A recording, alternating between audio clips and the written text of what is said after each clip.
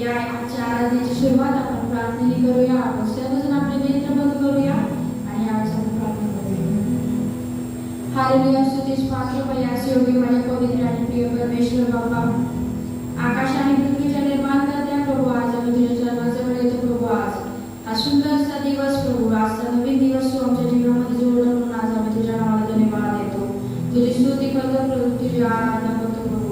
या सुंदरच्या सहभागितेबद्दल प्रभू आज आम्ही तुझे आभार मानतो प्रभू. तुझी स्तुती आणि आराधना करण्यासाठी तू आम्हाला या मंदिरात तुझ्या योजनेद्वारे प्रभू घेऊन आलास म्हणून आज आम्ही तुझ्या नावाला धन्यवाद करतो प्रभू. आज जी काही स्तुती आराधना करणार आहोत प्रभू, त्याद्वारे प्रभू तुझ्या नामाचं गौरव होऊ दे प्रभू. अशी आमच्या प्रार्थना विनंती करतो.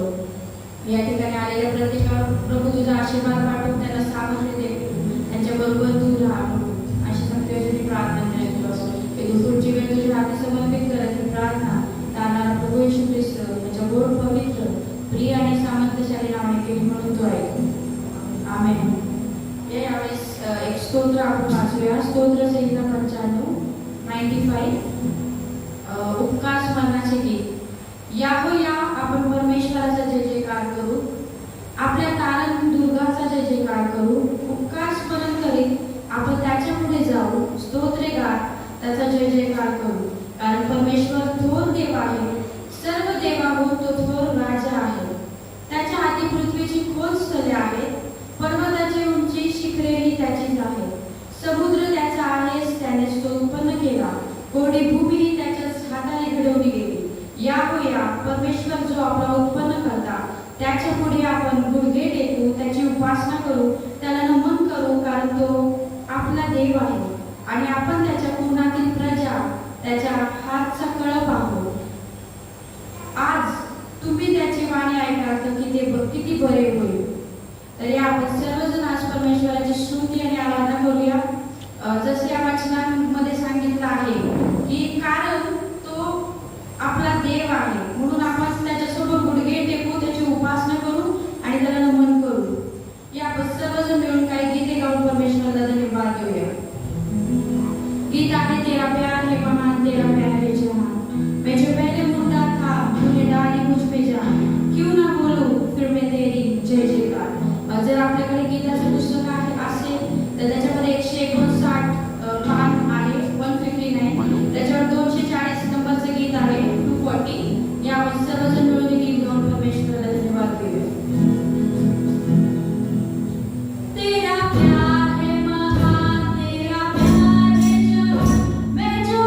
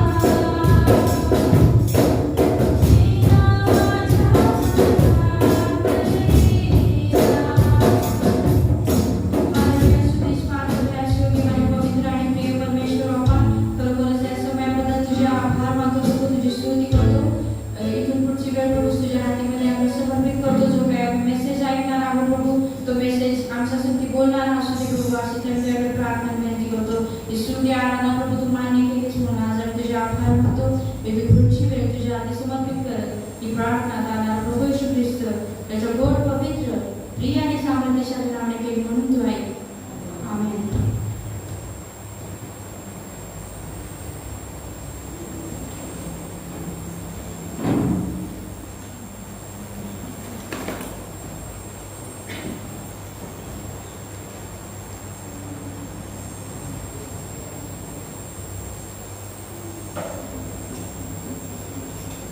Praise the Lord. Praise the Lord. सामर्थी पराक्रमी सर्वश्रेष्ठ आमच्या जिवंत सेनाधीश परमेश्वर प्रभू येशू ख्रिस्ताच्या नावात आपणाला सलाम करतो. परमेश्वराची स्तुती असो की आज परमेश्वराच्या पवित्र मंदिरामध्ये उपस्थित राहून त्याची भक्ती आणि आराधना करण्याची संधी परमेश्वराने आपणा सर्वांना दिली आहे. त्याबद्दल विशेष करून परमेश्वराचे आभार. आणि येणाऱ्या रविवारपासून नवीन जोमाने पूर्ण रीतीने नाही का स्वतंत्ररित्या त्या ठिकाणी परमेश्वराची स्तुती आणि आराधना आपण करू शकू. त्याबद्दल देखील परमेश्वराचे त्या ठिकाणी आपण आभार मानूयात. परमेश्वराची स्तुती असो. आजच्या वचनाकडे आपण वळूया जे घेतलं गेलेलं आहे. दुसरे राजे याचा अध्याय 4 आणि वचन 1 ते 7 पर्यंत. दुसरे राजे याचा अध्याय 4 आणि वचन 1 ते 7 या ठिकाणी आपण वाचणार आहोत. दूसरे राजाओं की किताब उसका अध्याय 4 और वचन 1 से लेकर 7 आज के मनन के लिए शास्त्र पाठ लिया गया है. मैं आप सबों के लिए इस शास्त्र पाठ को पढ़ना चाहूंगा. दूसरे राजा याचा अध्याय 4 आणि वचन 1 ते 7. भविष्यवक्ताओं के चेलों की पत्नियों में से एक स्त्री ने अलीशा की दोहाई देकर कहा, तेरा दास मेरा पति मर गया और तू जानता है कि वह यहोवा का भय मानने वाला था, पर जिसका वह कर्जदार था वह आया कि मेरे दोनों पुत्रों को अपने दास बनाकर लेके जाए. एलीशा ने उससे पूछा, मैं तेरे लिए क्या करूं? मुझे बता कि तेरे घर में क्या है. उसने कहा, तेरे दासी के घर में एक हानि तेल को छोड़ और कुछ भी नहीं है. उसने कहा, तू बाहर जाकर अपने सब पड़ोसियों से खाली बर्तन मांग ले और थोड़े बर्तन न लेके आना. फिर तू अपने बेटों समेत अपने घर में जा और द्वार बंद करके उन सभी बर्तनों में तेल उंडेल देना और जो भर जाए उन्हें अलग रखना. तब वह उसके पास से चली गई और अपने बेटों समेत अपने घर जाकर द्वार बंद किया. तब वे तो उसके पास बर्तन लाते गए और वह उंडेलते गई. जब बर्तन भर गए तब उसने अपने बेटों से कहा, मेरे पास एक और भी ले आओ. उन्होंने उससे कहा, और बर्तन तो नहीं रहे. तब तेल रुक गया. तब उसने जाकर परमेश्वर के भक्त को यह बता दिया और उसने कहा, जा तेल बेचकर ऋण भर कर और जो रह जाए उससे तो अपने पुत्रों सहित अपना निर्वाह करना. यहाँ तक परमेश्वर पढ़े जाए और सुने जाए वचन पर अपनी आशीष पर से. आइए हम अपने स्वरों को झुकाए और प्रार्थना करें. आपण यावेळेस आपल्या नेत्र बंद करू आणि प्रार्थना करू. सामर्थी पराक्रमी सर्वश्रेष्ठ आमच्या जिवंत सेनाधीश परमेश्वर पित्या, आकाश आणि पृथ्वीच्या निर्माण करत्या गौरवी सेनाधीश परमेश्वर पित्या, आज आम्ही तुझ्या चरणाशी येतो, लीन होतो, नम्र होतो. विशेष करून ही सुंदर शिवे जी तू आमच्या शिवे दिलीस की तुझ्या पवित्र मंदिरामध्ये एकत्रित येऊन तुझं वचन आणि परमेश्वर पित्या तुझी आराधना आम्ही करू शकतो. प्रार्थना करतो प्रभू परमेश्वर पित्या की तुझ्या वचनाच्या द्वारे तू आम्हासाठी बोल, आमची शारीरिक आणि आत्मिक कानांची उघडणी कर. आणि हे प्रभू परमेश्वर पित्या तू बोल, कारण तू आम्ही तुझे दास तुझं वचन ऐकत आहोत. इथून पुढची वेळ तुझ्या हाती समर्पित करेल. प्रार्थना धन्यवाद देता आपला परमेश्वर ख्रिस्त याच्याच गोड आणि प्रिय नावात मागतो म्हणून तू आहे. आमीन. बऱ्याचदा आपल्या जीवनामध्ये अशी वेळ येते की आपल्याला असं वाटतं की आता सर्व काही संपलं. बऱ्याचदा आपल्या आयुष्यामध्ये असे प्रसंग आपल्याला येतात की आपल्याला असं अनुभवतं की आता इथून पुढे काही एक रस्ता वाचलेला नाहीये. बऱ्याचदा आपल्याला असं समजून येतं की इथून पुढे कदाचित माझ्या आयुष्यामध्ये काही एक उरलेलं नाहीये आणि आपल्याला आपलं जीवन एक खालीपण असं त्या ठिकाणी आपल्याला वाटायला लागतं आणि त्या खालीपणामध्ये, त्या रिक्त स्थितीमध्ये आपण स्वतःला एकटे असं समजू लागतो. बऱ्याचदा आपल्या जीवनामध्ये आपलं आजारपण इतकं जास्त जातं की आपल्याला वाटतं की यातून मी कदाचित बाहेर पडू शकणार नाही आणि याच्या पुढे कदाचित अंत आहे, याच्या पुढे मी बाहेर पडू शकणार नाही. कदाचित आर्थिक परिस्थिती आपल्या कुटुंबाला, आपल्या वैयक्तिक जीवनाला, आपल्या आयुष्याला इतका ते भर टाकतं की आपल्याला वाटतं की याच्यातून बाहेर आपण पडू शकत नाही आणि आता सगळं काही संपलेलं आहे. बऱ्याचदा आपल्याला आपल्या जीवनामध्ये असं वाटतं की जे संबंध आपल्या कुटुंबाशी आहेत, आपल्या पतीशी आहेत, आपल्या पत्नीशी आहेत आणि आता सर्व काही मी प्रयत्न केले आणि यापुढे आता माझं काही चालू शकणार नाही आणि आता हे तुटणार आहे आणि आता सगळं काही संपलेलं आहे. बऱ्याचदा अशा परिस्थिती आपल्या समोर येतात. ज्या ठिकाणी आपण कामाला जातो, ज्या ठिकाणी आपण काम करतो, ज्या त्या संगती आपण राहतो, अशा प्रत्येकाच्या जीवनामध्ये, प्रत्येकाच्या आयुष्यामध्ये, आपल्या वैयक्तिक जीवनामध्ये आपल्याला या गोष्टी त्या ठिकाणी अनुभवायला भेटतात. परंतु आजचं वचन जे देवाच्या वचनाच्या द्वारे आपण ऐकणार आहोत, ते वचन आपल्याला अशा परिस्थितीमध्ये परमेश्वरावर विश्वास ठेवण्यासाठी, अशा परिस्थितीमध्ये परमेश्वराच्या संगतीत चालण्यासाठी, अशा परिस्थितीमध्ये त्या विश्वासाला स्थिर करण्यासाठी, अशा परिस्थितीमध्ये त्या विश्वासामध्ये खंबीर राहण्यासाठी शिकवते.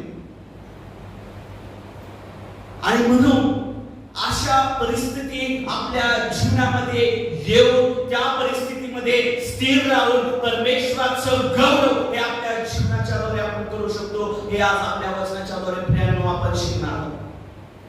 जे वचन आज आपल्या समोर वाचण्यात आलेलं आहे, दुसरे राजे याचा अध्याय 4 आणि वचन 1 ते 7 आपण वाचलं आणि त्या वचनामध्ये एका विधवे स्त्री विषयी आपण त्या ठिकाणी वाचलेलं आहे आणि त्या विधवा स्त्रीची जर परिस्थिती आपण जाणतो किंवा पाहतो किंवा त्याचा जर अभ्यास आपण करतो तर त्या स्त्री विषयी जर विचार केला तर आपण पाहतो की तिचा नवरा त्या ठिकाणी मेलेला आहे, जो देवाचा दास आहे. त्या ठिकाणी लिहिलेला आहे की जो एलिशाचा, जो भविष्यवक्त्याचा विश्वासणारा, परमेश्वरावर विश्वास ठेवणारा दास त्या ठिकाणी मेलेला आहे.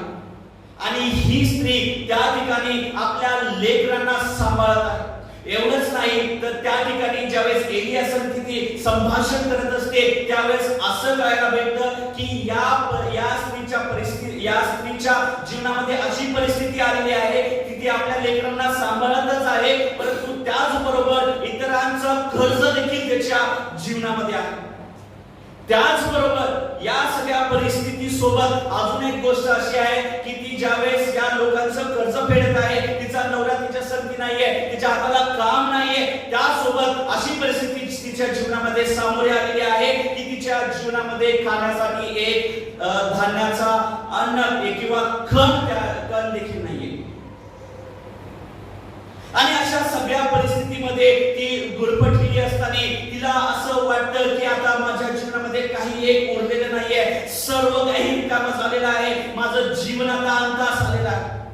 पहिले राजे याचा अध्याय 17 आणि वचन 14 पासून जर पुढे त्या ठिकाणी वाचलं तर त्या ठिकाणी हीच गोष्ट त्या ठिकाणी अजून चांगल्यारीत्या सांगितलेली आहे. त्या ठिकाणी लिहिलेलं आहे की ज्यावेळेस एलिया तिच्याकडे आला, एलियाने तिला म्हटलं की माझ्यासाठी एक भाकरीचा तुकडा तू एकाने घेऊन ये, परंतु ती बाई म्हणतेस की माझ्या घरामध्ये बनवण्यासाठी काही देखील नाही, मूठभर मैदा आहे आणि त्या मैद्याच्या द्वारे मी आणि माझे लेकरू अन्न खाऊन त्या ठिकाणी मरणार आहे. म्हणजे तिच्या जीवनामध्ये तिच्या शेवटच्या दिवसामध्ये आता माझा आणि माझ्या लेकराचा अंत करून मी मरणार आहे हे ठाम तिने त्या दिवशी केलेलं होतं. आणि अशा परिस्थितीमध्ये त्या ठिकाणी देवाचं वचन, देवाचा सेवक एलिया तिच्या जीवनामध्ये येतो आणि आणि कशा प्रकारे ज्यावेळेस तिच्या जीवनामध्ये सर्व प्रकारे संपलेली आहे, ज्यावेळेस तिच्या जीवनामध्ये सर्व रस्ते तिच्या जीवनातले बंद झालेले आहेत, ज्यावेळेस या समाजाचा या परिस्थितीचा भार तिच्या जीवनामध्ये येऊन ती स्वतः दबल्या गेलेली आहे, अशा परिस्थितीमध्ये कशा प्रकारे परमेश्वराच्या सेवकाच्या द्वारे परमेश्वराच्या स्वर्गीय राज्याच्या चमत्काराच्या द्वारे तिच्या जीवनामध्ये कशा प्रकारे बदलाव येतो तो या परमेश्वराच्या वचनातून आपण पाहणार आहोत. आणि बऱ्याच वेळेस कदाचित आपण देखील अशा परिस्थितीमधून जातो आणि त्यावेळेस देवाचं वचन, देवाचे सेवक, देवाची लोक, देवाची आप्तजन, देव स्वतः कशा प्रकारे त्याच्या पवित्र आत्म्याच्या द्वारे आपल्या जीवनात कार्य करू शकतो हे आज आपण पाहणार आहोत. म्हणून आजच्या मनाकरता जो विषय आहे तो आहे रनिंग ऑन एम्प्टी. म्हणजे आपल्या जीवनामध्ये काहीही नसलं तरी आपल्याला ते जीवन जगत जाणं गरजेचं आहे. रनिंग ऑन एम्प्टी, काहीही नसलं तरी त्या ठिकाणी परमेश्वरावर विश्वास ठेवून आपण आपलं विश्वासू जीवन त्या ठिकाणी जगणं हे गरजेचं आहे. आणि त्यामध्ये कसं जीवन जगायचं हे त्या परमेश्वराच्या वचनाच्या द्वारे आपण शिकणार आहोत. आणि ज्यावेळेस असं आपण जीवन जगतो त्यावेळेस आपलं जीवन कशा प्रकारे आशीर्वादित होतं हे आपण परमेश्वराच्या वचनाच्या द्वारे पाहणार आहोत. रनिंग ऑन एम्प्टी, रिक्त जीवन चालणे या विषयाकडे आज आपण आपलं लक्ष केंद्रित करणार आहोत. ज्यावेळेस अशी परिस्थिती आपल्या जीवनामध्ये येते की ज्यावेळेस आपल्याकडे काहीही नसतं आणि आपण रिक्त झालेलो असतो, रिकामी झालेलो असतो, एकटे पडलेले असतो, त्यावेळेस आपण परमेश्वराचं गौरव आपल्याद्वारे कसं करू शकतो या 3 गोष्टीच्या द्वारे मी आपल्याला सांगणार आहोत. सगळ्यात पहिले आणि महत्त्वाची गोष्ट म्हणजे त्या ठिकाणी वचन 1 मध्ये लिहिलेलं आहे की भविष्यवक्ताओं के चेलों की पत्नियों में से एक स्त्री ने अलीशा की दोहाई देकर कहा, तेरा दास मेरा पति मर गया है और तू ये जानता है. एक भविष्यवक्ताओं के चेलों की एक पत्नी ने एलिशा की दोहाई देकर कहा. जर इंग्लिश मध्ये ते वचन वाचलं, हिंदी मध्ये त्या ठिकाणी दोहाई लिहिलेलं आहे, परंतु इंग्लिश मध्ये त्या ठिकाणी लिहिलेलं आहे दॅट की ती स्त्री रडून त्या ठिकाणी एलिशाला तिचं गाणं सांगत आहे. That woman cried out to Elisha. त्या स्त्रीने त्या एलिशाकडे रडून त्या ठिकाणी विनंती केली आणि त्या ठिकाणी सांगितलेलं आहे. म्हणजे अशा परिस्थितीतून ज्यावेळेस आपण आपल्या जीवनामध्ये स्वतःला रिक्त समजतो, आपल्या जीवनामध्ये ज्यावेळेस सर्व संपतं, ज्यावेळेस आपल्या जीवनामध्ये सगळे रस्ते बंद होतात आणि आपल्याला दुसरा कोणताही मार्ग दिसत नाही, अशा वेळेस सगळ्यात पहिली आणि महत्त्वाची गोष्ट आपल्या एक विश्वासू ख्रिस्ती जीवनामध्ये एक समजण्याची गरज आहे की ते म्हणजे आपल्याला आपल्या परमेश्वराकडे आपलं रडगाणं रडून सांगणं गरजेचं आहे. That we need to cry out to our God. आपल्या परमेश्वराकडे आपल्या जीवनाची परिस्थिती रडून त्या ठिकाणी सांगणं गरजेचं आहे. कारण आपला परमेश्वर आपली प्रार्थना ऐकणारा जिवंत सेनाधीश परमेश्वर आहे, जो स्वर्गामध्ये राजमाऊन, जो राजांचा राजा आणि प्रभूंचा प्रभू आहे. तो आपल्या लेकराकडे अवलंबून करून आपल्या लेकराची प्रार्थना ऐकणारा परमेश्वर आहे. जर आपण त्या ठिकाणी वाचलं स्तोत्र संहिता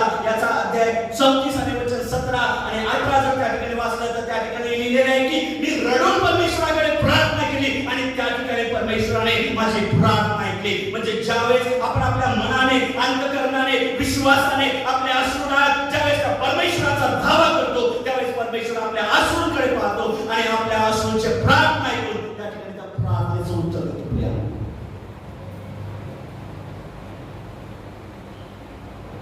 बऱ्याचदा आपल्या जीवनामध्ये आपला एक स्वभाव आहे की ज्यावेळेस आपण दुःखातून जातो आपण स्वतःला समजवण्याचा प्रयत्न करतो की सगळं काही ठीक आहे, इट्स ओके, आज ठीक आहे, उद्या ठीक आहे, परवा ठीक आहे, ठीक आहे. परंतु त्या ठिकाणी परमेश्वराचं वचन आपल्याला त्या वचनाच्या द्वारे सांगतं की ज्यावेळेस अशी परिस्थिती आपल्या जीवनामध्ये येते त्यावेळेस आपल्याला आपलं अंतःकरण पूर्णपणे ओतून त्या परमेश्वराकडे आपलं रडगाणं सांगणं गरजेचं आहे. रडणं म्हणजे या ठिकाणी आपलं अंतःकरण होतं. रडणं म्हणजे या ठिकाणी आपलं स्वतःला नम्र करून त्या परमेश्वराला उंचावणं. सहजासहजी आपण लोकांसमोर रडत नाही, है ना? अशा ज्यावेळेस परिस्थिती आपल्या जीवनामध्ये येतात, आपण जाऊन सहजासहजी रडत नाही आणि कोणासमोर देखील रडत नाही. आपण हा दाखवण्याचा प्रयत्न करतो की माझ्यासोबत, माझ्या आयुष्यासोबत, माझ्या कुटुंबासोबत सगळं काही ठीक चाललेलं आहे. परंतु या ठिकाणी परमेश्वराचं वचन आपल्याला हे शिकवतं की ज्यावेळेस अशी रिक्त परिस्थिती किंवा ज्यावेळेस आपल्या जीवनामध्ये सगळं संपण्याची परिस्थिती आपल्या जीवनामध्ये येते आणि कोणतेही मार्ग आपल्यासमोर त्या ठिकाणी उरत नाही, त्यावेळेस आपल्याला आपल्या त्या देवासमोर, देवाच्या सेवकासमोर, आपल्या मंडळीसमोर, आपल्या विश्वासाच्या लोकांसमोर त्या ठिकाणी रडून आपल्या रडगाणं त्या ठिकाणी परमेश्वरासमोर सांगणं गरजेचं आहे. कारण परमेश्वराचं वचन ते करण्यास आपल्याला शिकविते. स्वतःला दुसऱ्यासमोर कमी लेखा हे या ठिकाणी परमेश्वराचं वचन सांगत नाही, परंतु आपलं अंतःकरण रिक्त करून त्या ठिकाणी आपल्या सर्व भावना परमेश्वरासमोर व्यक्त करणं हे त्या ठिकाणी गरजेचं आहे आपल्याला. स्वतःचा अभिमान, स्वतःचा मान, सन्मान सर्व काही दूर ठेवून नम्रपणे त्या परमेश्वराकडे जाऊन आपलं अंतःकरण रिक्त करणं गरजेचं आहे आपल्याला. तेव्हा त्या ठिकाणी परमेश्वर त्याच्या लेकराची प्रार्थना ऐकतो असं त्या ठिकाणी परमेश्वराचं वचन. पूर्ण आत्म्याने, खरेपणाने, शक्तीने, सामर्थ्याने, पूर्ण मनाने ज्यावेळेस आपण परमेश्वरासमोर जातो त्यावेळेस आपल्या भावना त्या ठिकाणी आसवांच्याद्वारे, अश्रूंच्याद्वारे ओसंडून त्या ठिकाणी बाहेर येतात. जरी आपण आनंदात आहोत तरी त्या आनंदाच्या अश्रूंच्याद्वारे त्या ठिकाणी आपण आपला आनंद, आपल्या भावना त्या ठिकाणी व्यक्त करतो. रडून आपल्या रडगाणं सांगणं म्हणजे पूर्ण भावनेच्याद्वारे, पूर्ण आत्म्याच्याद्वारे, पूर्ण मनाच्याद्वारे त्या ठिकाणी परमेश्वरासमोर जाऊन त्या ठिकाणी आपलं अंतःकरण त्या ठिकाणी परमेश्वरासमोर सांगणं प्यार. आणि हेच त्या ठिकाणी त्या स्त्रीने केलेलं आहे की रडून ज्यावेळेस एलिया तिच्या घरी आला त्यावेळेस रडून दोहाई देकर शी क्राईड आउट टू गॉड आणि त्या परमेश्वराकडे गेली आणि परमेश्वराच्या दासाकडे रडून तिने प्रार्थना केली की पहा माझा नवरा, तुझा दास देवाचा विश्वासू हा मेलेला आहे. एवढंच नाही तर तिने तिची पूर्ण परिस्थिती त्या ठिकाणी त्याला समजून सांगितली की पहा त्या ठिकाणी लिहिलेलं आहे की और तू जानता है कि वह यहोवा का भय मानने वाला था. तू जाणतोस एलिया तुझा दास जो तुझ्या संगती होता, तुझा सेवक होता, तो परमेश्वराचं भय जाणणारा देव माणूस होता. पर जिसका वह कर्जदार था वह आया कि मेरे दोनों पुत्रों को अपने दास बनाकर लेके जाए. परंतु एलिया हे देवाच्या दासा मी तुझ्याकडे प्रार्थना करते, विनंती करते, माझी परिस्थिती माझ्या अश्रूच्याद्वारे, पूर्ण भावनेच्या स्राव तुझ्याकडे येऊन मी तुला सांगत आहे की बघ ज्याच्याकडून त्याने कर्ज घेतलेला आहे तो कर्जदार माझ्या दाराशी आला आहे आणि माझ्या दोन्ही लेकरांना तो त्या ठिकाणी सेवक बनवून घेऊन चालला. किती कठीण परिस्थिती त्या ठिकाणी त्या विधवेची होती आपण समजू शकतो. परंतु यातील काही एक ती त्या ठिकाणी वाचून ठेवत नाही. पुढे जाऊन ती सांगते की पहा एलिशा ने उसे कहा मैं तेरे लिए क्या करूं. तब उसने कहा कि तेरी दासी के घर में एक हांडी तेल को छोड़ और कुछ नहीं है. तुझ्या दासी जवळ एका भांड्यामध्ये किंवा तेलाच्या कुपीमध्ये थोडंसं तेल आहे आणि त्याच्या व्यतिरिक्त काहीच नाहीये. पहा ती घरची पूर्ण परिस्थिती त्या ठिकाणी एलिशाला सांगत आहे, म्हणजे देवाच्या सेवकाला ती त्या ठिकाणी सांगत आहे, म्हणजे देवासमोर तिचं पूर्ण रडगाणं त्या ठिकाणी ती त्या देवाच्या सेवकाला सांगत आहे की कशाच्या द्वारे तरी देव त्या ठिकाणी तिला सहाय्य आणि मदत करेल. बऱ्याचदा आपल्या जीवनामध्ये देखील अशा गोष्टी होतात. या ठिकाणी ही एक स्त्री आहे म्हणून आणि जुन्या काळाचा जर विचार केला की जी एक स्त्री जी कदाचित घराबाहेर जाऊन काम करू शकत नव्हती, जुन्या काळची गोष्ट. आजकाल पण काही त्या चालीरीती रूढी परंपरा आहेत, काही स्त्रिया असतात. परंतु या विधवेविषयी जर आपण विचार केला जी जुन्या काळी त्या ठिकाणी राहत होती, जिचा नवरा मेलेला आहे, जिच्यासाठी आता घर चालवण्यासाठी पैसा कमवण्याचा प्रश्न आहे, बरं पैसा कमवला कुठून आला तरी तो कर्जदार ज्याच्याकडून तिच्या नवऱ्याने कर्ज घेतलं होतं त्याचं कर्ज फेडायचं आहे आणि जर ते फेडलं नाही तर तिच्या पोटच्या गोळ्याला त्या ठिकाणी तो घेऊन जाणार आहे. इतक्या कठीण परिस्थितीमधून ती त्या ठिकाणी चालली होती आणि हे सगळं रडगाणं त्या ठिकाणी देवाला त्यांनी अंतःकरणातून त्या ठिकाणी सांगितलं आहे. हीच गोष्ट आज आपल्याला देवाच्या वचनाच्या द्वारे शिकण्याची गरज आहे की ज्यावेळेस आपण अशा प्रसंगातून जातो की कोणताच रस्ता त्या ठिकाणी आपल्याला दिसत नाही, की सगळे रस्ते बंद झालेले आहेत, त्यातून आपण बाहेर पडू शकत नाही. आजारपण असू द्या, सामाजिक त्रास असू द्या, कौटुंबिक त्रास असू द्या, वाईट परिस्थिती येऊ द्या, कसल्याही प्रकारचं वाईट प्रसंग येऊ द्या ज्याच्यातून आपण बाहेर पडू शकत नाही, अशा वेळेस सर्वप्रथम आपल्याला परमेश्वराकडे जाऊन त्याच्या समोर जाऊन आपलं अंतःकरण मोकळं करून रिक्तरित्या त्या ठिकाणी परमेश्वरासमोर जाणं गरजेचं आहे. आपला रडगाणं परमेश्वराला सांगणं गरजेचं आहे आणि काहीही लपवण्याची त्या ठिकाणी गरज नाही, कारण आपला परमेश्वर हा सर्वस्वी आणि सर्वज्ञ आहे. म्हणजे तो सर्व ठिकाणी उपस्थित राहणारा आणि सर्व काही जाणणारा परमेश्वर आहे. म्हणून त्याला काही सांगायचं नाही असं नाही, परंतु त्या ठिकाणी परमेश्वराचं वचन म्हणतं की परमेश्वराला जरी सगळं माहित आहे तरी त्याच्या लेकराच्या द्वारे त्याच्या कानापर्यंत त्या गोष्टी पोहोचणं गरजेचं आहे. आणि तेच परमेश्वराचं वचन आपल्याला शिकवतं की आपल्याला परमेश्वरासोबत आपल्या भावना व्यक्त करणं गरजेचं आहे. That we need to cry to our God. आपल्या परमेश्वरासमोर जाऊन रडगाणं सांगणं खूप गरजेचं आहे. दुसरी गोष्ट, ज्यावेळेस अशी परिस्थिती आपल्या जीवनामध्ये येते त्या महिलेने काय केलं पहा. वचन 3, उसने कहा, म्हणजे एलिया ने कहा, तू बाहर जाकर अपने सब पड़ोसियों से खाली बर्तन मांग ले और थोड़े बर्तन ले आ, फिर तो अपने बेटों समेत अपने घर में जा और द्वार बंद करके उन सब बर्तनों में तेल उंडेल देना और जो भर जाए उन्हें अलग कर देना. तब वह उसके पास से चली गई और अपने बेटों समेत अपने घर जाकर द्वार बंद किया. तब वे तो उसके पास बर्तन लाते गए और वह उंडेल दे गई. तिने काय केलं? ज्यावेळेस अशी परिस्थिती तिच्या जीवनामध्ये आली की ज्यातून तू बाहेर पडू शकत नाही, ज्यावेळेस तिने विचार केला की मी आज माझ्या लेकरांसोबत शेवटचं भोजन करून आज मरणार आहे, अशा परिस्थितीमध्ये ज्यावेळेस देवाचा सेवक तिच्याकडे आला त्यावेळेस तिने तिचं रडगाणं त्याच्या समोर सांगितलं, देवाकडे प्रार्थना केली. देवाच्या सेवकाला जे देवाने सांगितलं ते त्या ठिकाणी देवाच्या सेवकाने केलं आणि ज्या प्रकारे देवाच्या सेवकाने तिला सांगितलं त्याच प्रकारे त्या ठिकाणी त्या महिलेने त्या स्त्रीने केलेलं आपण पाहतो. काय केलं? देवाच्या सेवकाने सांगितलं की तू तुझ्या शेजाऱ्याकडे जा आणि त्यांच्याकडून भांडे घेऊन ये.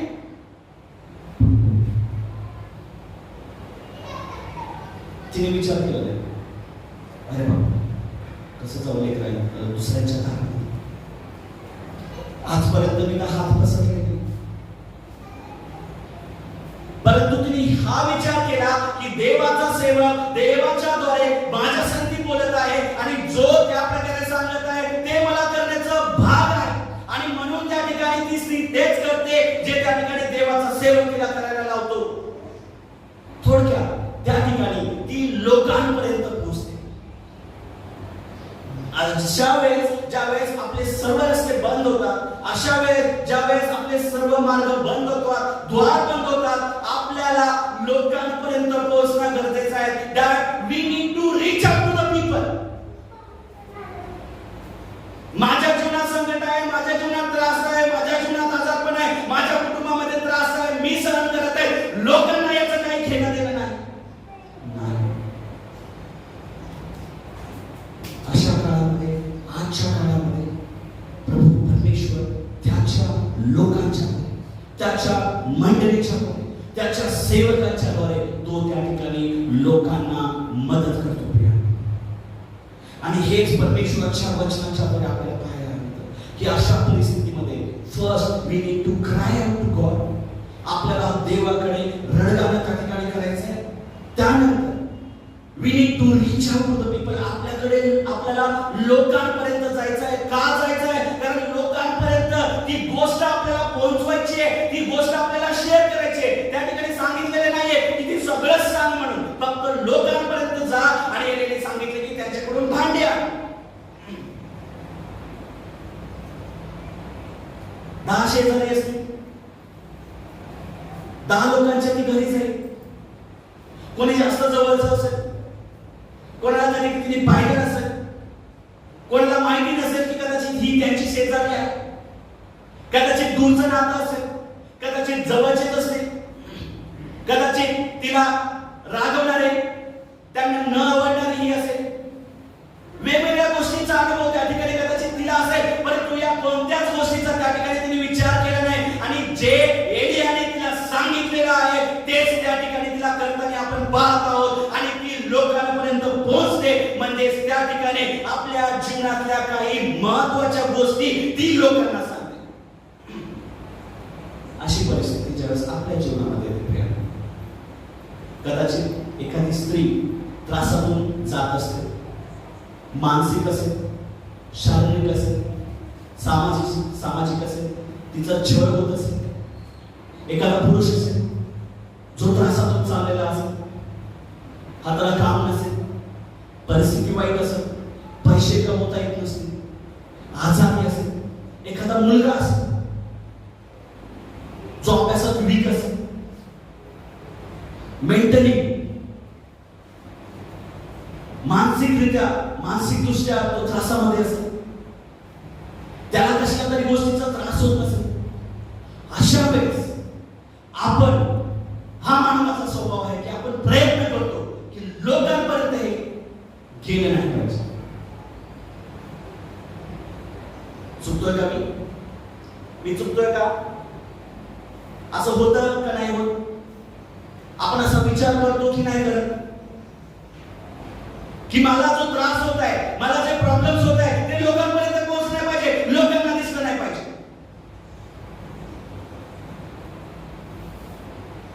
परंतु या ठिकाणी परमेश्वराच्या दासाने तिला अजून नम्र होण्यासाठी त्या ठिकाणी शिकवत आहे. परमेश्वर त्या ठिकाणी तिला अजून नम्र होण्यासाठी शिकवत आहे. परमेश्वर तिला त्या ठिकाणी अजून समोर येणाऱ्या संकटाला सामोरं जाण्यासाठी त्या ठिकाणी शिकवत आहे. आपण काय करतो? माझ्या जीवनात चाललेलं आहे, दुसऱ्याला सांगण्याची गरज नाही.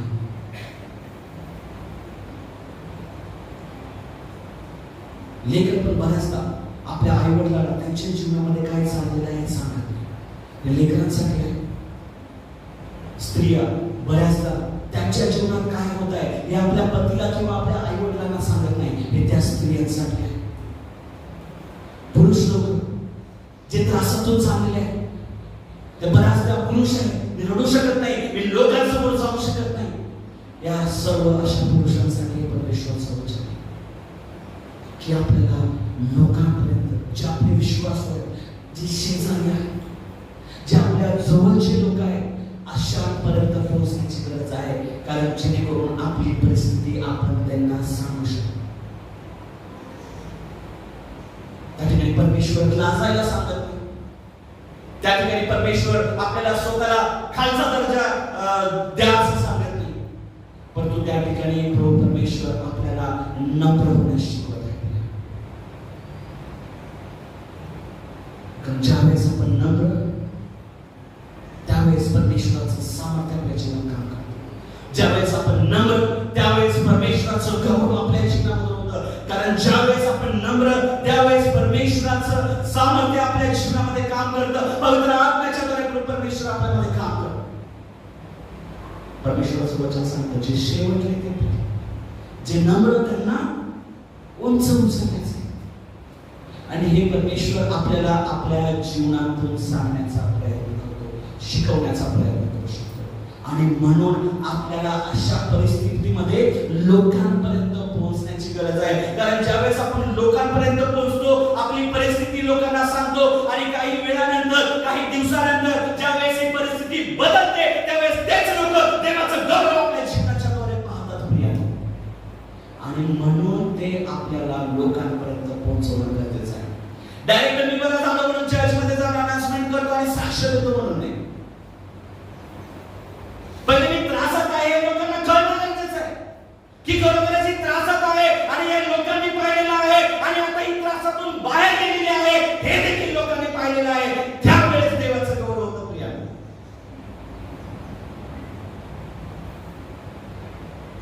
डायरेक्ट पैशा देऊन जाऊन साक्ष सांगायची गरज नाही. त्या येऊन देवाच्या लोकांना सांगणं गरजेचं आहे की मी या त्रासातून जात आहे. लोकांना सांगणं गरजेचं आहे. देवासमोर जाणं गरजेचं आहे. नम्र होणं गरजेचं आहे. ज्यावेळेस आपण तसं करतो त्यावेळेस देवाचा गौरव करतो, ना की फक्त डायरेक्ट समोर येऊन मी चांगलं चालवलं आणि मी चांगला आहे म्हणून डायरेक्ट देवाचा गौरव. देवाचा गौरव कधी होतं? ज्यावेळेस नव्हतं आणि आलं हे लोकांनी पाहिलं त्यावेळेस देवाचा गौरव होतं. आणि फक्त आलं म्हणून देवाचा गौरव त्या ठिकाणी होत नाही. चालता येत नव्हतं, आता चालायला लागलो म्हणून देवाचा गौरव होतं. लोकांनी पाहिलंच नाही ना की याला चालता येत नाही म्हणून, डायरेक्ट चालतच समोर आलेलं आहे. लोकांनी पाहिलंच नाही की अरे बिछाण्यावर तडपत आहे, हॉस्पिटलमध्ये ऍडमिट होतं. लोकांनी पाहिलं आजारी आहे, तडपत आहे, त्रास होत होता आणि आता बरं झालेलं आहे. देवाची साक्ष देत आहे. हालेलुया, परमेश्वराची स्तुती असो, परमेश्वराच्या नावाला गौरव असो. कारण मी माझ्या डोळ्यांनी पाहिलं होतं की आजारी आहे, तडपत होतं, आर्थिक परिस्थितीमधून त्रासातून चालत होतं आणि आज देवाने त्यांना उंच केलेलं आहे. परमेश्वराची स्तुती. ज्यावेळेस अशा परिस्थितीतून आपण जातो आपल्याला देवाचं गौरव करणं गरजेचं आहे. आपल्याला लोकांपर्यंत पोहोचणं गरजेचं आहे. लोकांना सांगणं गरजेचं आहे. आता गरज नाही की सगळं सांगत बसायचं सुरुवातीपासून शेवटपर्यंत. जे गरजेचं आहे तेवढंच. ही 10 लोकांच्या घरी जाऊन सांगत बसली नाही अरे माझा नवरा मेलेला आहे, मला माहित आहे. बाजूचे पण माहित असते ना त्यांना. प्रत्येकाने ती सांगत बसली सत्य नाही. ती फक्त प्रत्येकाच्या घरी गेली आणि सांगितलं की मला एक भांडण पाहिजे. ती सांगत बसली का मला नवरा मेला आहे, आता कर्ज आहे, आता हे आता ते नाही. ज्याला जे गरजेचं आहे तेवढंच सांगणं गरजेचं आहे. आणि परमेश्वराचं वचन देखील तेच सांगत आहे. ती लोकांच्या घरी गेली, स्वतःहून गेली. त्या ठिकाणी देवाचा चमत्कार व्हावा, माझ्या घरामध्ये दाण्याचे पोते व्हावं, लोकांनी घेऊन यावं अशी अपेक्षा तिने ठेवलं नाही. ज्यावेळेस मी माझ्या जीवनासाठी स्वतः कार्य करतो त्यावेळेस देव माझ्या जीवनामध्ये कार्य करतो. पहा, शिकण्याची गोष्ट. एलियाला, हाच एलिया जो या दासीच्या घरी आला, त्याला परमेश्वराने कावळ्याच्या द्वारे भाकरीचा तुकडा पुरवला, कावळ्याच्याच द्वारे मटणाचा मांसाचा तुकडा पुरवला. तोच एलिया तिच्या घरी जाऊन प्रार्थना करून लोकांना तिच्या घरी आणून धान्य द्यायला प्रार्थना करू शकत नव्हता का? तोच देव ज्या देवाने कावळ्याच्या द्वारे त्याला अन्न पुरवलं, तोच देव लोकांच्या द्वारे तिला अन्न पुरवू शकला नसता का?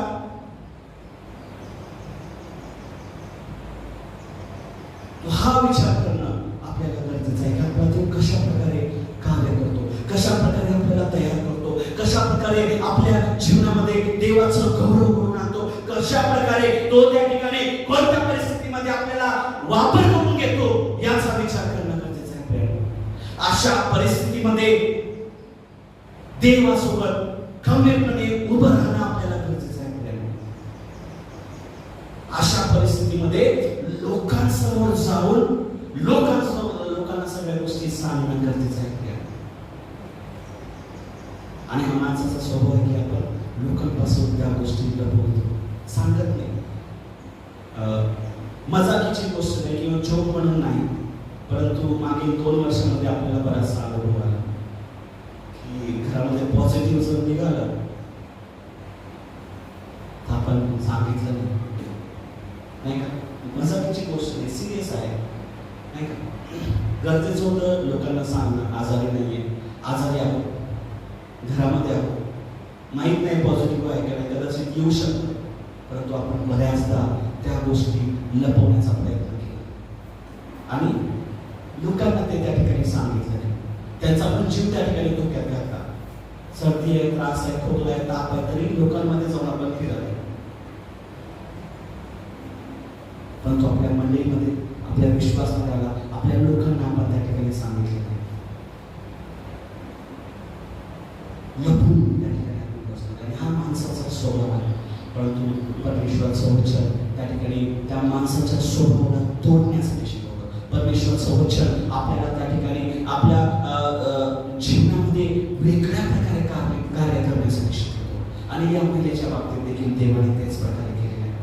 देवाने सांगितलं की तू जा आणि काय कर, लोकांपर्यंत पोहोचून लोकांना सांग की तुला या गोष्टीची गरज आहे आणि ते घेऊन ये. तिने सांगितलं नाही की मला पैशाची गरज आहे, मला कर्ज फेडायचं, मला हे करायचं आहे. तू जा आणि फक्त काय कर, भांडे घेऊन ये. आणि ती गेली, तिच्या लेकरांना पाठवलं आणि ते भांडे घेऊन आले. ती लोकांपर्यंत पोहोचली. अशा परिस्थितीमध्ये आपल्याला लोकांपर्यंत पोहोचणं गरजेचं आहे. We need to reach out to the people. तिसरी आणि महत्वाची गोष्ट की ज्यावेळेस अशी परिस्थिती आपल्या जीवनामध्ये येते त्यावेळेस या महिलेने काय केलं पहा. वचन 5, तब वह उसके पास से चली गई और अपने बेटों समेत अपने घर जाकर द्वार बंद किया. तब वे तो उसके पास बर्तन लाते गए और वह उंडेलते गए. जब बर्तन भर गए तब उसने अपने बेटे से कहा, मेरे पास एक और बर्तन ले आ. उन्होंने कहा, और बर्तन तो नहीं रहा. त्या ठिकाणी ती लोकांपर्यंत पोहोचली. त्याच्या नंतरची स्टेप तिने तिच्या जीवनामध्ये काय केलं, मी एलियाने सांगितलं की तू तुझ्या घरी जा आणि द्वार बंद कर. म्हणजे प्रार्थना केली, देवाकडे रडगाणं केलं, भावना व्यक्त केल्या, लोकांपर्यंत पोहोचलं. आता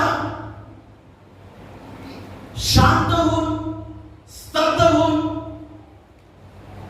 आपल्या घराची द्वार बंद करून त्या ठिकाणी देवाचं कार्य होण्याची वाट पहा प्रियानो. त्या ठिकाणी आपल्याकडे जे आहे ते त्या ठिकाणी लोकांपर्यंत पोहोचवा किंवा जे आहे ते बाहेर काढा, असं त्या ठिकाणी परमेश्वराचं वचन आपल्याला शिकवतं. that whatever we have in our life we need to pour out. आपल्याला ते बाहेर काढायचंय. जे पण त्या स्त्रीकडे होतं, छोटीशी तेलाची कुपी होती, एलियाने तिला सांगितलं की लोकांकडून भांडे घेऊन ये आणि जे काही त्या भांड्यामध्ये आहे ते दुसऱ्या भांड्यात ओतत जा. म्हणजे जे काही आपल्याकडे आहे ते टाकत जा. परंतु माणसाचा दुसरा स्वभाव आपल्याला पाहायला मिळतो की जे काही आपल्याकडे शिल्लक आहे ना ते आपण जपून ठेवण्याचा प्रयत्न करतो. 100 रुपये आहे, 100च रुपये आहे, आपण काय करू, जपून ठेवू. इकडच्या भांड्यात ठेव, तिकडच्या भांड्यात ठेव, या पर्समध्ये ठेव, त्या पर्समध्ये ठेव, आणि नडीला अडचणीला कामाला येते. परंतु परमेश्वराचं वचन म्हणतं की जे आहे त्याचा उपयोग कर. तिच्याकडे जे भांड होतं तेलाची कुपी, परमेश्वराने ते म्हटलं नाही की ते तसंच ठेव, त्याचा वापर कर आणि ते दुसऱ्या भांड्यात टाकत जा. आणि देवाचा असा चमत्कार पहा तिच्या जीवनामध्ये झाला की ज्या वेळेस देवाकडे आपल्या पूर्ण भावना करून रडगाणं करून प्रार्थना केली, लोकांपर्यंत पोहोचवलं, लोकांना देवाचा गौरव होण्यासाठी त्या ठिकाणी सांगितलं, त्यावेळेस तिच्या घरामध्ये आली, देवाची वाट पाहिली आणि जे काही तिच्याकडे होतं ते टाकत गेली आणि देवाच्या सामर्थ्याने, देवाच्या चमत्काराने, त्याच्या पवित्र आत्म्याच्या द्वारे ते तिच्याकडे दुगणं होत गेलं, वाढत गेलं, वाढत गेलं, वाढत गेलं. आणि तिचा जोपर्यंत सगळे भांडे संपत नाही तोपर्यंत त्या छोट्याशा कुपीतून मोठे मोठे भांडे त्या ठिकाणी भरत गेले आणि देवाचा चमत्कार तिच्या जीवनामध्ये झाला. जे काही तिच्याकडे होतं तिने त्याचा उपयोग केला आणि देवाचा गौरव तिच्यामध्ये झालं. आजकाल आपल्या जीवनामध्ये जे काही आहे ते आपण जपून ठेवण्याचा प्रयत्न करतो, जे काही आहे ते आपण वापरण्याचा प्रयत्न करत नाही, जे काही आहे त्याचा उपयोग आपण उत्तम करण्याचा प्रयत्न करत नाही, जे काही आहे त्याचा वापर आपण ते वाढवण्यासाठी करत नाही. आणि अशा ठिकाणी देवाचा चमत्कार होत नाही, अशा ठिकाणी देवाचं सामर्थ्य येत नाही, अशा ठिकाणी स्वर्गीय आशीर्वाद आपल्या जीवनामध्ये येत नाही. दुसरा दृष्टांत आपल्याला माहित असेल की ज्या ठिकाणी एका कारभाराने आपल्या लेकरांना पैसे दिले होते नाही का, 10 रुपये 50 रुपये 100 रुपये, आणि काय सांगितलं, मी दुसऱ्या गावाला व्यापार करायला चालवलं आहे, आल्यानंतर तुम्ही काय करा, माझा त्याचा हिशोब द्या. आणि वापस येतो आणि लेकर म्हणतात, अरे माझा एक लेकर म्हणतो की माझे वडील व्यापारी आहेत आणि त्यांना पैसे डबल केलेले आवडतात म्हणून तो 100चे 200 करतो. दुसरा लेकर म्हणतो, माझा देखील वडील व्यापारी आहेत आणि ते इन्व्हेस्ट करतात, पैसे लावतात, काही ना काहीतरी करतात, मी देखील करतो. तो काही कमवू शकत नाही परंतु तो प्रयत्न करतो. तिसरा मुलगा विचार करतो, अरे माझा वडील तो व्यापारी आहे, कंजूस आहे, मी हे खर्च केले तर मला परत मागेल नाही का, मला देणार नाही पुढच्या वेळेस, म्हणून मी काय करतो, जपून ठेवतो, सांभाळून ठेवतो. वडील येतात आणि विचारतात, काय काय केलं, पहिला म्हणतो, मी 100चे 200 केले, वाव व्हेरी गुड, देव तुला आशीर्वाद दे. दुसऱ्याला विचारतात, तू काय केलं, मी प्रयत्न केला पण झाला नाही. तू म्हणतो, अरे वा खूप, तू शिकशील, पुढे जाऊन अजून शिकशील, खूप छान केलंस, देव तुलाही आशीर्वाद दे. तिसऱ्याला विचारतात, तू काय केलं, तो म्हणतो, मला माहित आहे तुम्ही कंजूस आहात नाही का, मी खर्च केले असते तर तुम्ही मला मारलं असतं आणि वापस घेतले असते, आणि त्याच्यामुळे मी काय केलं, जपून ठेवलं. तो त्याला म्हणतो की देवाचं राज्य हे तुमच्यासारख्यांचं नव्हे, जे आपल्याकडे आहे त्याचा उपयोग करून पहा, म्हणजे देव त्यामध्ये तुम्हाला आशीर्वाद देईल. जे तुमच्याकडे आहे त्याचा उपयोग करून पहा, म्हणजे देव त्यामध्ये तुम्हाला आशीर्वाद देईल. जे आपल्याकडे आहे त्याचा उपयोग तरी करून पहा, म्हणजे देव तुम्हाला आपल्याला त्याच्यामध्ये नक्कीच आशीर्वाद देईल. आणि या स्त्रीने देखील तेच केलं. जे तिच्याकडे आहे तिचा उपयोग तिने केला आणि दार बंद करून परमेश्वराची वाट तिने पाहिली. तिने विचार केला नाही की आता मी कसं रडगाणं करू, तिने विचार केला नाही की आता मी लोकांपर्यंत कसं पोहोचू, तिने हा विचार केला नाही की मी दार बंद करून घेऊन परमेश्वराची वाट पाहू करणं कुठं. जे जे देवाच्या सेवकाने तिला सांगितलं ते त्या ठिकाणी तिच्या जीवनामध्ये तिने केलं आणि त्याच्याद्वारे देवाने तिला आशीर्वादित केलं. बऱ्याचदा आपल्या जीवनामध्ये असे संकट, असे त्रास, असे प्रॉब्लेम्स, अशा गोष्टी येतात आणि अशा वेळेस या विधवा महिलेने काय केलं हे आपल्याला आपल्या जीवनामध्ये करणं गरजेचं आहे. That we need to cry, we need to reach out to the people and we need to pour out. आपल्याला परमेश्वरासमोर भावना व्यक्त करणं गरजेचं आहे, सर्व सांगणं गरजेचं आहे, आपल्याला लोकांपर्यंत पोहोचणं गरजेचं आहे. आणि त्या ठिकाणी आपल्याला त्या ठिकाणी जे आपल्याकडे आहे त्याचा उपयोग करणं गरजेचं आहे आणि त्याच्यामुळे देव त्या ठिकाणी आपल्याला नक्कीच आशीर्वाद देणार आहे. पहा पुढचं वचन म्हणतं, वचन 7, तब उसने जाकर परमेश्वर के भक्त को यह बता दिया और उसने कहा, जा तेल बेचकर ऋण भर दे और जो रह जाए उससे तो अपने पुत्रों से अपना निर्वाह करना. जे पण तेल तुला आता मिळालेलं आहे देवाच्या चमत्काराच्या द्वारे, देवाच्या आशीर्वादाच्या द्वारे, देवाच्या सामर्थ्याच्या द्वारे, जे तुझ्याकडे आहे त्याचा उपयोग करून देवाने जे मल्टिप्लाय केलेलं आहे, जे दुगना केलेलं आहे त्याचा उपयोग आता तू कर. बाहेर जा, लोकांना ते विक, त्याचा कर्ज फेड आणि जे उरलं त्याच्याद्वारे तू काय कर, त्याचा उदरनिर्वाह कर आणि तुझं कुटुंब चाल. हे सगळं तिच्या जीवनामध्ये असंच नाही झालं. हे जे सगळं तिच्या जीवनामध्ये अचानक एलिया तिच्याकडे आला का, अचानकच तिचा नवरा मेल्यानंतर तिला कर्ज तिला माहित पडलं का, माझ्या सांगते का, पहिले राजे अध्याय 17 आणि वचन 9 पासून पुढे. पहिले राजे याचा अध्याय 17 वचन 9 पासून 16 पर्यंत. 8 पासून मी वाचतो. तब यहोवा का यह वचन उसके पास पहुंचा, म्हणजे एलियाकडे त्याचं वचन पोहोचलं, देवाचं वचन पोहोचलं आणि म्हणलं, चलकर सीदोन के सारपत नगर में जाकर वहीं रह, सुन, मैंने वहां की विधवा को तेरे खिलाने की आज्ञा दी है। एलियाला माहित नव्हतं की तिच्या घरची परिस्थिती काय आहे.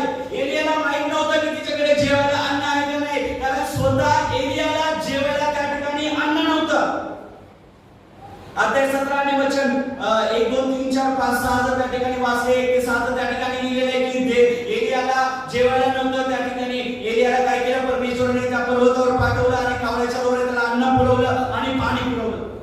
अशा परिस्थितीमध्ये तिकडचं पण ज्यावेळेस अन्न संपलं किंवा त्या ठिकाणचा पाण्याचा स्रोत संपला, देवाने एलियाला आज्ञा केली की तू तिकडे जा आणि त्या विधवेला मी सांगितलेलं आहे की तुला अन्न दे. या विधवेविषयी आपण पाहिलं की या विधवेकडे तर तिला खायला अन्न नाहीये, तिच्या लेकरांना चालायला अन्न नाहीये. आणि परमेश्वराने एलियाला आज्ञा केली की तू काळजी करू नकोस, की तुझ्या देव तुझ्या परमेश्वराने तुझी प्रार्थना ऐकलेली आहे आणि तुझ्यासाठी अन्न तयार करण्यासाठी मी त्या विधवेला सांगितलेलं आहे. पहा, अचानकच एलिया तिच्याकडे आला. अशा वेळेस एलियाच्या जीवनामध्ये देखील वाईट परिस्थिती होती.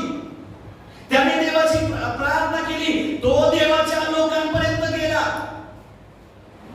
आणि देवाचा गौरव झाला. देवाच्या दृष्टीने दोघेही त्या ठिकाणी समान आहेत. देवाने त्या विधवी स्त्रीला देखील नम्र केलं. देवाने देवाच्या भविष्यवक्त्याला एलियाला देखील त्या ठिकाणी नम्र केलं. खाण्यासाठी त्या ठिकाणी त्याच्याकडे पैसे नव्हते किंवा अन्न नव्हतं, त्याला इकडे तिकडे पळावं लागलं. आणि अशा लोकांकडे देवाने त्याला पाठवलं की जो त्याचा सेवक होता. विधवेचा जो नवरा होता हा एलियासाठी काम करायचा सेवक म्हणून. आणि देवाने अशा ठिकाणी एलियाला पाठवलं की त्याच्या नोकराकडे जाऊन त्याला अन्न खाण्याची गरज भासली. एलियाने त्या ठिकाणी त्याचं मन खंड केलं नाही. एलियाने त्या ठिकाणी त्याला स्वतःला काय म्हणतात गर्व त्या ठिकाणी आणला नाही की मी कसं जाऊ माझ्या सेवकाच्या घरी जेवायला, माझ्याकडे अन्न नाही.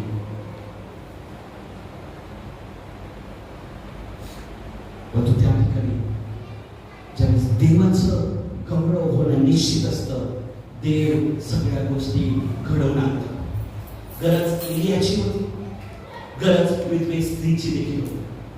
देवाने या दोघांना सामोरे आणलं आणि देवाचं गौरव त्या ठिकाणी लोकांच्या दृष्टीसमोर घडवून आणलं. असंच नाही घडत. आपल्या जीवनामध्ये जे होतं ते असंच नाही घडत.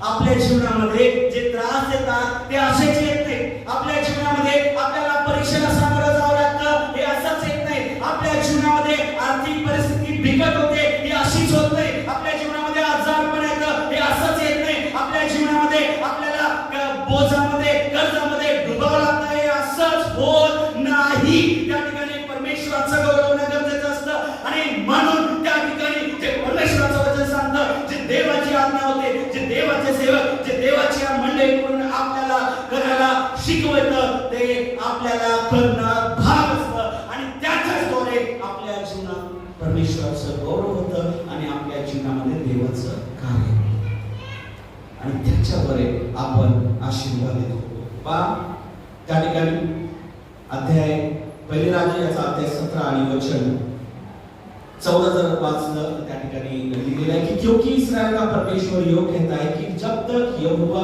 भूमि पर मेह ना बरसाएगा तब तक न तो उस घड़े का मैदा समाप्त होगा ना उस कुपी का तेल घटेगा. परमेश्वराचा दास एलिया तिला आशीर्वाद देतो. जो एलिया स्वतः अन्नासाठी लोकांकडे त्या ठिकाणी जात आहे. देवाने त्याच्या जीवनामध्ये चमत्कार केला आणि त्याच्याद्वारे त्या विधवेच्या घरात चमत्कार केले की जोपर्यंत हा दुष्काळ जात नाही, जोपर्यंत पाऊस पडत नाही, तोपर्यंत तुझ्या पिठाचा डब्यातलं पीठ संपणार नाही आणि तुझ्या तेलातल्या कुपीतलं तेल संपणार नाही. विचार करा, या दोन्ही परिस्थितीमध्ये दोन्ही व्यक्तींच्या जीवनामध्ये थोडं जरी देवाने न सांगितलेल्या गोष्टी जर त्यांनी केल्या असत्या, हे देवाचं गौरव त्यांच्या जीवनामध्ये त्यांना पाहायला मिळालं असतं. नक्कीच नाही.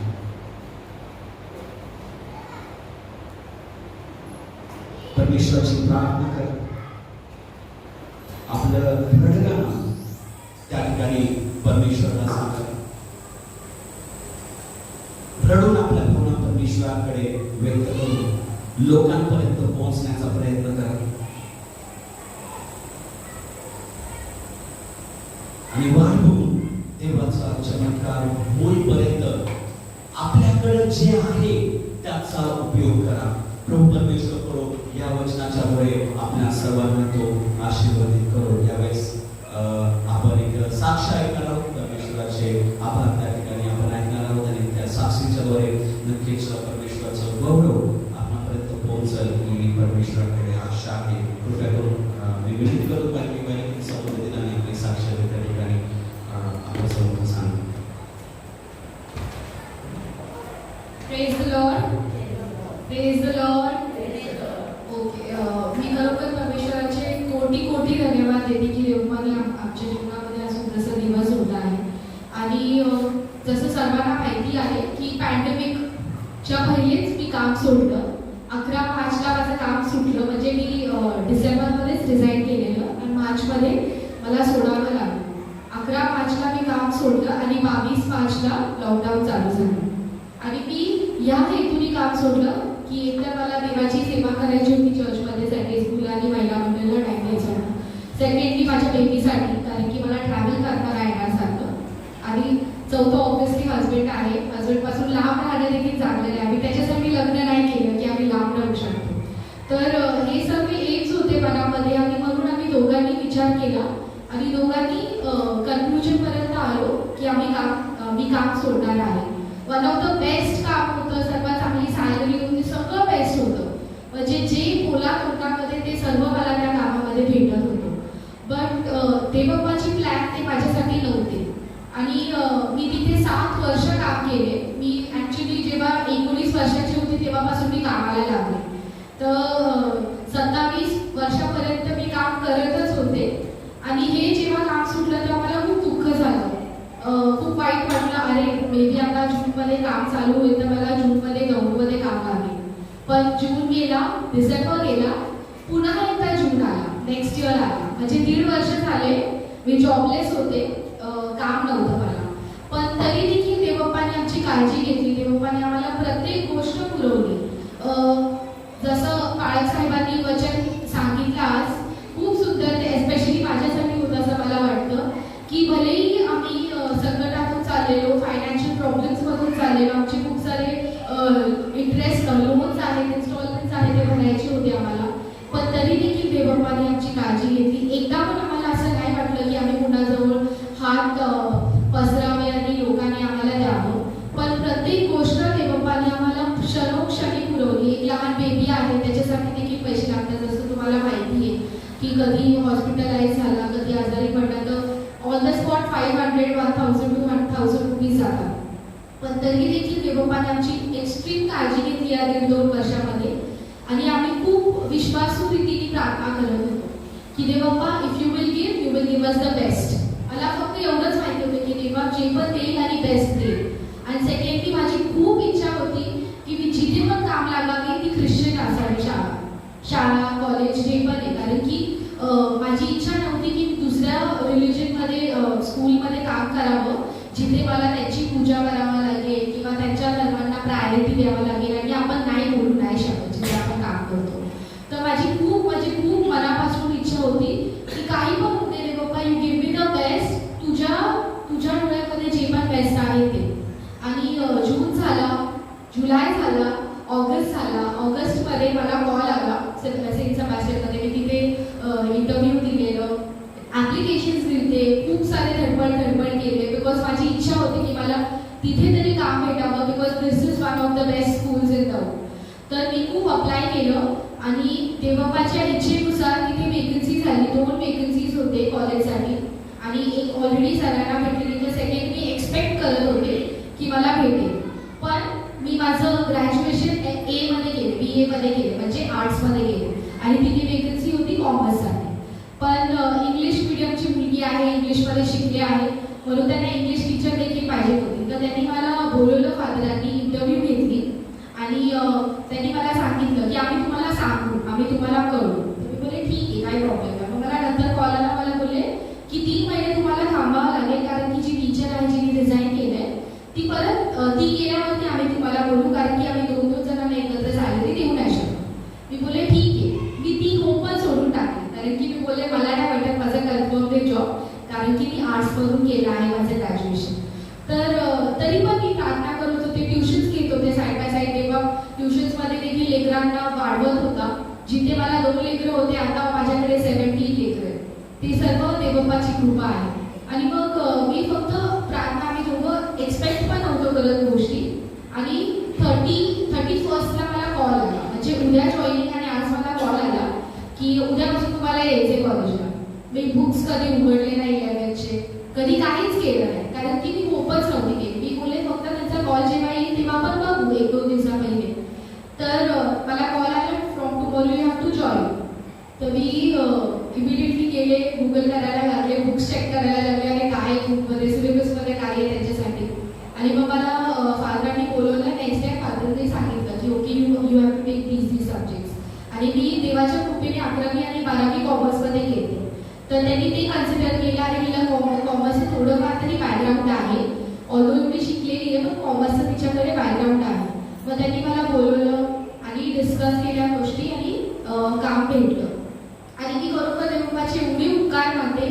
कुठे मी छोट्या 4-5 इयर्स ओल्डच्या बेबीजला शिकवत होते, आणि आता कुठे मी 15 and 16 इयर्स ओल्डच्या मुलांना शिकवते. आणि ही फक्त देवबापाची कृपा आहे, फक्त देवाची कृपा आहे. मी कुणालाच थँक्यू बोलू नाही शकत त्याच्यासाठी, कारण की ह्युमन बीइंग्स आहेत ते आपल्याला हेल्प करतात किंवा हेल्प नाही करत त्यांच्यानुसार, त्यांच्या ह्याच्यानुसार. पण तेव्हा आपल्याला आपल्या गरजेनुसार आपल्याला उत्तर देतो, आणि आपल्या पेशन्सचं उत्तर देतो, सगळ्यात इम्पॉर्टंट आहे.